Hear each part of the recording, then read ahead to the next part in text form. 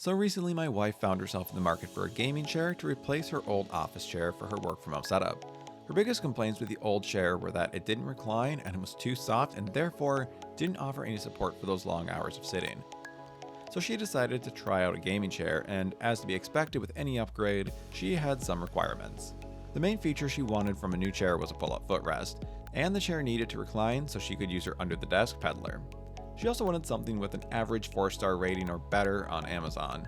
And lastly, she wanted an affordable chair, which for her at the moment was around $100. And since I'm talking about it in this video, the GTPlayer GT800A ticked all those boxes. But how does it hold up in person? Let's find out. But first, let's talk assembly. The GT800A was a breeze to put together. I could have fully assembled it in well under 30 minutes, but I was filming the building process, so that added a lot of time to the process.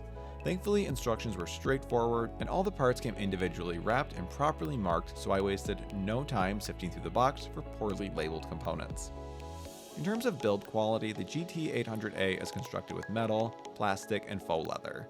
Metal components include the base, lever mechanism, connector, footrest rails, and the internal frame itself, making this chair incredibly stable and able to support up to around 250 pounds, though the Amazon listing signals 300 pounds as the absolute max. Plastic components are found in areas less essential to stability, such as the linkage armrest, and the whole chair from the seat cushions to the backrest and supportive pillows are all wrapped in smooth, blemish-free faux leather. For just over $100, the GTPlayer seems to deliver a well-designed and well-constructed chair, devoid of fitment issues and misaligned screw holes, which is always a blessing when working on an affordable product. In my experience with the chair so far, the casters easily twirl and roll over hardwood floor and tackle plusher surfaces like rugs and carpet with ease. Releasing the lift lever doesn't result in a free fall and bottom out. Rather, the chair descends in a controlled and gentle manner. Of course, being wrapped in faux leather, I hear that notorious leather creak anytime I adjust myself. But the same can be said of my much more expensive faux leather chair. Now let's move on to comfort and ergonomics, which is the most important section for this chair. As I mentioned earlier in the review, this is more of a budget gaming/office chair, and unfortunately, I found some parts of this chair lacking in the comfort department. Out of the box, the seat cushion is firm and flat, but there is still some semblance of support, and perhaps over time the cushion will become more supple. For my size, the bolstering on the backrest feels supportive without squeezing my arms and shoulders. My back and arms still sink into the contours of the chair. But for someone with a broader build, they may feel squished within the bolstering. As for the backrest, it is supportive, but that support only comes from what feels like a thin piece of padding, as well as a thin sheet of faux leather pulled taut. It isn't a thick chair, so it can only be stuffed with so much padding. However, more padding can be found stuffed into the bottom half of the backrest. But without the lumbar support, I feel 3 hard beams running horizontally across the backrest, which cause the muscles in my back to tense up. I asked my wife what she thinks about these, since she sits in the chair around 8 hours a day, and she told me she hadn't noticed them, and even struggled to feel them when I showed her where they were. Judging by their locations, I can only assume they're part of the structural framing. Some good news is when I have the lumbar pillow attached, I don't feel them nearly as much, except maybe the middle beam, and that's when I'm hunching in the chair. However, here's some bad news.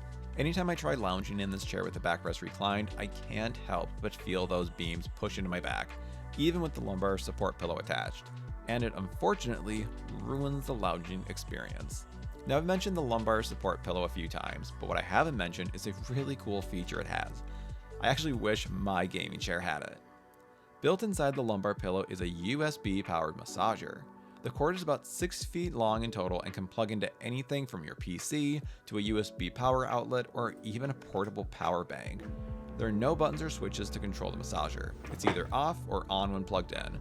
But since the pillow's placement can be adjusted higher or lower on the backrest, at least you have some choice in where you set the massager. And to really enjoy it, be sure to sink your arms and elbows into the plush armrests. Compared to the rest of the padding on this chair, the armrests are actually incredibly soft with thick, squishy foam padding that my arms and elbows melt into. And since they're built with a linkage design, it doesn't matter if the chair is fully reclined at 135 degrees or upright at 90 degrees. The armrest follows along. However, an annoyance I've experienced with the armrest is that after no time at all, they become loose. We've had this chair maybe 3 weeks and have had to retighten the bolts twice. So I guess keep an Allen wrench nearby. Meanwhile, when the armrests are properly tight, they make for some great lounge support for your arms. If only the backrest had a bit more padding to cover those structural beams, this would be a perfect lounge chair for office work or gaming. And speaking of lounging, this chair has that hideaway footrest. Reach under the seat, grasp the footrest, and pull. The footrest slides out on 2 metal rails with ease, then flip the footrest over and put your feet up. Even with this accessory extended, the chair suffers no decrease in stability. In fact, even with the chair fully reclined, it felt planted and sturdy. So throughout this video, I've mentioned quite a few things I like about this chair, but also some worrisome negatives. But this is technically a budget gaming chair, at least compared to its more mainstream and respected counterparts. So for just over $100, this chair shines with a 4.4 average star rating from 11,964 reviews as of the making of this video. It's even offered in more colors than just this purple option. You can also purchase it in blue, red, white, and pink, though the pink option is accented with white instead of black like all the rest. I think if you're taking your first step into the realm of gaming chairs, the GT800A won't disappoint. I mean, it's loaded with features like the Pullout Footrest and USB powered massager.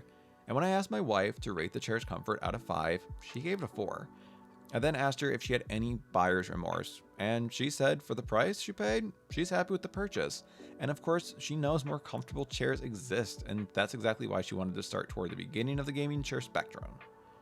As for my comfort rating, coming from a Respawn 100 chair, I'd give the GT800A a 3 out of 5 for comfort. And if it weren't for feeling those beams in the backrest, that rating would be much higher. So the GT800A is a great chair if you're just getting into gaming chairs. It just might not be upgrade material if you've already got one.